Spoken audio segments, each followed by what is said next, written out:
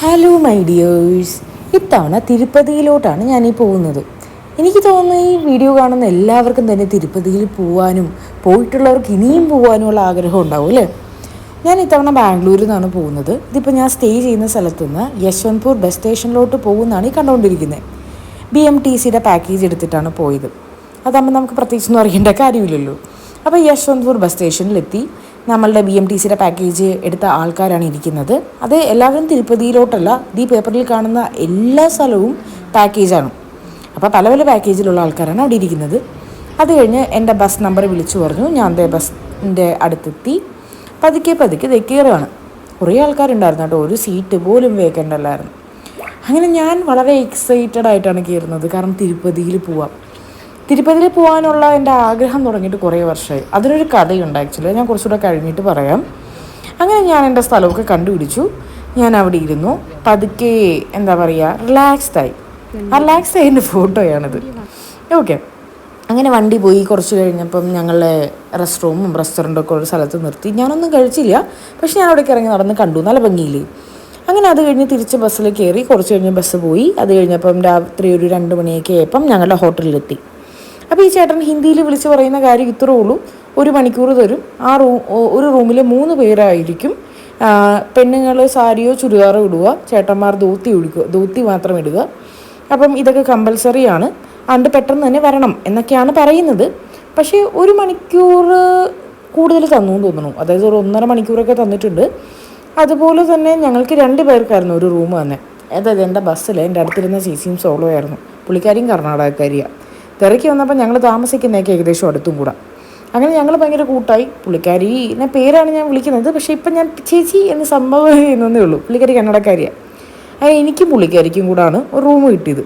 അത് ഒരു രീതിയിൽ വളരെ നന്നായി. ഞങ്ങൾക്ക് ആക്ച്വലി ഞങ്ങൾ കുറേ നേരമായിട്ട് സംസാരിക്കുന്നുണ്ടല്ലോ, അപ്പോൾ ഞങ്ങൾ ആക്ച്വലി കുറച്ച് കൂട്ടുമായിരുന്നു. അങ്ങനെ ഞങ്ങളിത് എല്ലാവരും ക്യൂ നിൽക്കുക. അങ്ങനെ ഞങ്ങൾക്ക് നമ്മളുടെ റൂമിൻ്റെ നമ്പർ കിട്ടി. റൂമിലെത്തി. പെട്ടെന്ന് തന്നെ ഞങ്ങൾ റെഡിയായി. അതായത് 1 മണിക്കൂർ 1.5 മണിക്കൂറിൽ തന്നെ ഞങ്ങൾ റെഡിയായി.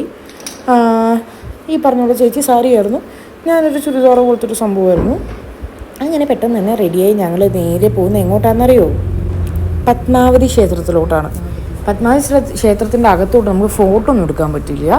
പക്ഷേ ഈ ക്ഷേത്രത്തിലോട്ട് കയറുമ്പോൾ ഒരു രസം ഞാൻ പറയാം. നമ്മൾ കയറുമ്പോൾ തന്നെ നമുക്ക് നല്ല നെയ്യിൻ്റെയും നെയ്യിൻ്റെ മണമൊക്കെ കേൾക്കാം.